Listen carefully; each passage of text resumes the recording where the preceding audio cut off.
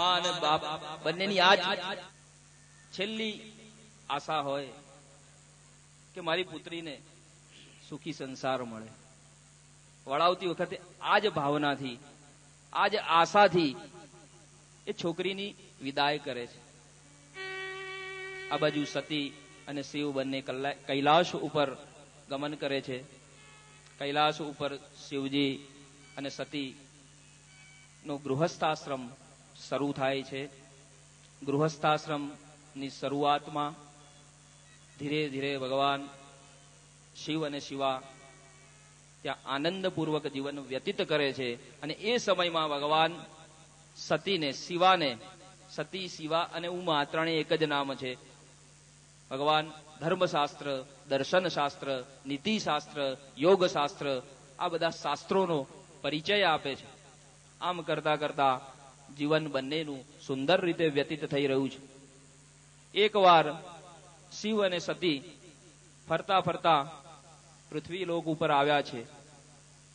બરાબર એ જ વખતે રામાવતારમાં ભગવાન વિષ્ણુ રામનો જન્મ લઈ પૃથ્વી ઉપર સીતાજીની શોધમાં નીકળ્યા છે.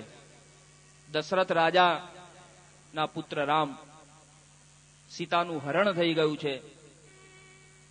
રાવણ સીતાજીને ઉપાડી ગયો છે અને રામ વનની અંદર, રામ અને લક્ષ્મણ બંને સીતે સીતે કરીને બૂમો પાડીને ભટકી રહ્યા છે. બરાબર આ દ્રશ્ય જોઈ શિવજી ઉપરથી, શિવ અને પાર્વતી બંને આ દ્રશ્ય જોવે છે. ત્યારે શિવજી બે હાથ જોડી વંદન કરે છે. હવે વંદન કરીને જોતા જ સતીને મનમાં શંકા થઈ. સતીને થયું કે આ એક સામાન્ય મનુષ્ય માટે ભગવાન શિવે વંદન કેમ કર્યા? ત્યારે ભગવાન શિવને એ વાત કરી, એણે સતીએ વાત કરી કે ભગવાન આ તમે વંદન કેમ કર્યા? તમે તો કોઈનું વંદન કરતા, લોકો તમને વંદન કરે, જગવંદન છો તમે તો આજે તમે કેમ કોઈને વંદન કર્યા? તો આ તો તમારાથી કદાચ કોઈ મોટો વ્યક્તિ હશે, અથવા તમારાથી કોઈ મોટી વ્યક્તિ હશે કે જેને તમે વંદન કરો છો. ત્યારે શિવે બહુ સુંદર જવાબ આપ્યો કે હે દેવી, આ જે બંને યુવકો તને દેખાય છે ને, એમાં જે પ્રથમ મોટો યુવક છે એ ભગવાન વિષ્ણુ છે, જે અત્યારે રામાવતારમાં રામ સ્વરૂપે પૃથ્વી ઉપર દશરથના પુત્ર તરીકે જન્મ લીધો છે. અને એની સાથે જે બીજો નાનો યુવક દેખાય છે એ શેષનાગ છે, જેને લક્ષ્મણ સ્વરૂપે પૃથ્વી ઉપર જન્મ લઈ અત્યારે ભગવાન લીલા કરી રહ્યા છે.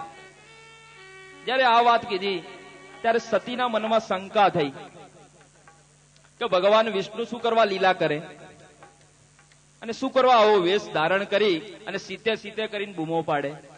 કારણ કે પોતે ભગવાન છે, ધારે તો 1 મિનિટમાં, 1 સેકન્ડમાં ત્યાં સીતાને હાજર કરી શકે.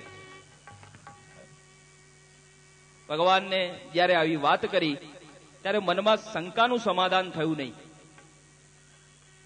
એટલે માતાજીએ કીધું, સતીજીએ મનમાં સંકલ્પ કર્યો કે રામની મારે પરીક્ષા કરવી છે. આ ખરેખર રામ એ વિષ્ણુ જ છે? આ જો હું જાણું તો જ હું સાચી. આવો મનમાં સંકલ્પ કર્યો, પણ શંકરને વાત કરતા નથી. નીચે ઉતરી ગયા, ભગવાનની આજ્ઞા લીધી કે ભગવાન હું આવું છું. ભગવાનને કહેતા નથી કે હું આ કામ માટે જઉં છું, હું પરીક્ષા કરવા માટે જઉં છું. કૈલાસમાંથી નીચે આવ્યા છે અને માતાજી પરીક્ષા કેવી રીતે કરે છે? માતાજીએ સીતાનું સ્વરૂપ લીધું અને રામની સન્મુખ જઈને ઉભા રહ્યા. જેવા રામની સન્મુખ જઈને માતાજી ઉભા રહ્યા, ત્યાં ભગવાન રામજી, આ તો વિષ્ણુ, સ્વયં વિષ્ણુ સ્વરૂપ હતા. ઇદમ વિષ્ણુ વિચક્રમે ત્રેતાનિ દદે પદમ માધમોડમશ્યપા ગુરુરશ્વાહા. રામ સિયા રામ, સિયા રામ, જય જય રામ. રામ સિયા રામ, સિયા રામ, જય જય રામ. હે માતુ સુત શૈલ કુમારી, આપસ મય પ્રગટે ઉભારે. રામ સિયા રામ, સિયા રામ, જય જય રામ. રામ રામ